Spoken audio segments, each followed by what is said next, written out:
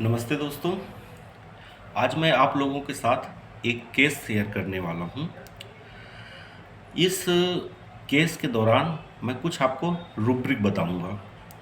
तो जो non homeopath हैं, ले पर्सन हैं, उनकी जानकारी के लिए मैं बता दूँ, जो रूब्रिक होता है वो हमारे होम्योपैथिक रिपर्टरी का लैंग्वेज है। जो पेशेंट हमें बोलता है, जो हमें जानकारी देता है, उसे हम रूब्रिक में कन्वर्ट करते हैं।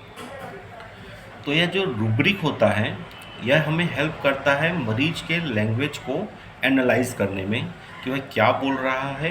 तो उसे हम अपने होम्योपैथिक मटेरियल मेड का और रिपर्टरी के लैंग्वेज में हम समझते हैं। उस आधार पे हम दवाइयों का सिलेक्शन करते हैं। तो मैं आज एक केस आपसे शेयर कर रहा हूँ। एक लेडी ने मुझे संपर्क किया था अपने फादर के लिए कि वह दूर रहते हैं, तो आपके पास तो आ नहीं पाएंगे, लेकिन उनकी प्रॉब्लम बहुत ज़्यादा है। तो मैंने उन्हें कहा कि आप मुझे उनसे फ़ोन पे बात करवाइए।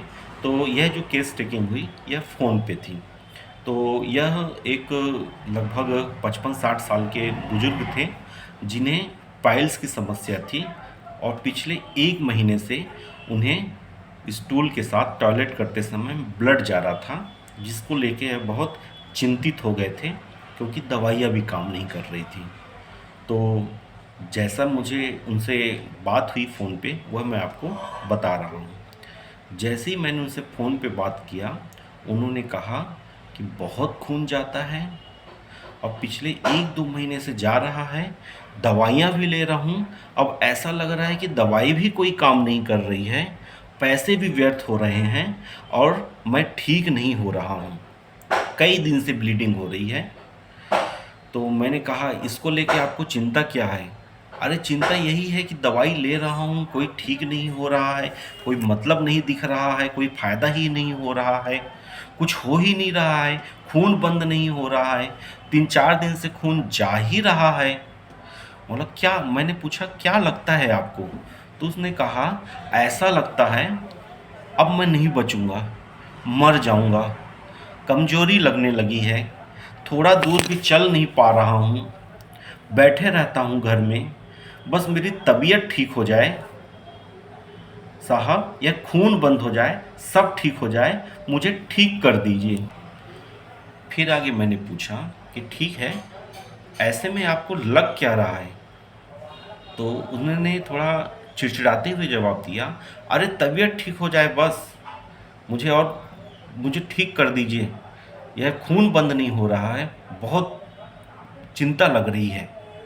मैंने कहा ठीक है, घर में कौन कौन है? तो उनके घर में उनके बेटे, उनकी बहू, नाती वगैरह सब थे। तो मैंने कहा कि उनसे क्या कोई आप कुछ काम करने को बोलते हैं या कुछ अपनी सेवा करने को बोलते हैं? तो उन्होंने कहा, अरे वो तो खूब सेवा करते हैं, मुझे किसी ने कहा कि अनार खा लो तो उससे खून बनेगा, जो खून जा रहा है वह खून कवर हो जाएगा। तो मैंने 2-3 अनार खा लिया, तो इसके बाद तो और ज़्यादा दुख हो गया, मेरे को सर्दी लग गई। अच्छा होने के लिए अनार खाया था, लेकिन ये तो और तबीयत बिगड़ गई मेरी। जो खाने के लिए, फ़ायदा के लिए मैं खा रहा था, उल्टा मुझे नुकसान हो गया है। अब तो मैं खाना भी नहीं खा रहा हूँ, पेशाब जल्दी-जल्दी लगती है। बस यही लगता है कि कैसे यह खून ठीक हो जाए, बस मुझे और ठीक कर दीजिए। मैंने पूछा, अभी क्या दवा चल रही है? तो उन्होंने फिर झल्लाते हुए कहा, अरे क्या-क्या दवा दिखाऊँ? बहुत सारी दवा है, बहुत सारी दवा ला के रख दिए थे, कोई फ़ायदा नहीं कर रहा है, तो मैंने उसे छोड़ दिया है, अभी कोई दवा नहीं ले रहा हूँ। तो मैंने उन्हें कहा, ठीक है, आपको दवा बताते हैं, आप ठीक हो जाओगे। तो इस केस में जो एनालाइज़ करने वाली बात थी, वह यह थी कि पेशेंट को ऐसा लग रहा था कि मैं दवाइयाँ ले रहा हूँ, फिर भी ठीक नहीं हो रहा है और यह दवाई लेना अब व्यर्थ है। तो इसे हम कहते हैं डाउटफुल रिकवरी अबाउट। और दूसरा उन्होंने कहा कि पैसे खर्च हो रहे हैं, कोई फ़ायदा नहीं हो रहा है। तो इसे हम रूब्रिक लेते हैं डिलीरियम, बिजनेस टॉक ऑफ। और दूसरा है ग्रीडी। उन्होंने कहा कि मुझे किसी ने कहा कि अनार खा लीजिए, तो एक की जगह उन्होंने 3 अनार खा लिया। तो इसका मतलब है drink more than he needs, ऐसा रूब्रिक है। और दूसरा उन्हें फ़ियर ऑफ डेथ था कि अब मैं बचूँगा नहीं, मर जाऊँगा, यह रूब्रिक लिया। और दूसरा है कि वह उन्होंने कहा था कि मुझे इतनी कमज़ोरी लगने लगी है कि मैं घर में बैठे रहता हूँ, इधर-उधर नहीं जाता, बिल्कुल चलने लायक नहीं हूँ। मैंने उन्हें पूछा, क्या पकड़ के आपको टॉयलेट बाथरूम ले जाना पड़ता है? तो उन्होंने कहा, नहीं उतना चल लेता हूँ लेकिन ज़्यादा नहीं चल पाता, कमज़ोरी लगती है। तो इसमें ये था कि physically too weak to move but mentally restless थे वे, बहुत इरिटेबिलिटी थी उनके अंदर, इरिटेबिलिटी पेन ड्यूरिंग था।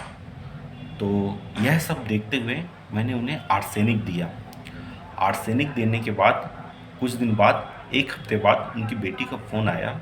उन्होंने कहा कि उनकी प्रॉब्लम अब बहुत ठीक हो गई है, अब पहले से वो बेहतर महसूस कर रहे हैं। उनकी जो चिड़चिड़ाहट थी, जो चिड़चिड़ कर रहे थे, वो कम हो गया है। और उनकी जो कमज़ोरी लग रही थी, कमज़ोरी ठीक हुई है। उनकी भूख भी बढ़ गई है, तो पहले से वह बेहतर महसूस कर रहे हैं।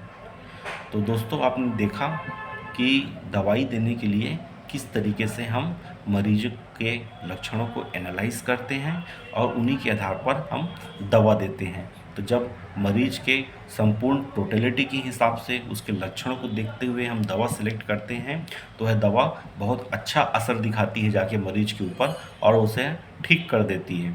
बल्कि ऐसी कोई बीमारियाँ जो कई प्रकार की दवाइयों से भी ठीक ना हो रही हो, जब सही होम्योपैथी दवा उन्हें दी जाती है तो वह उन्हें अच्छे से ठीक करती है।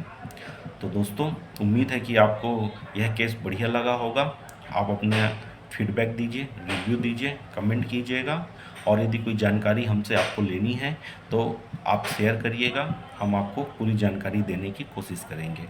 धन्यवाद।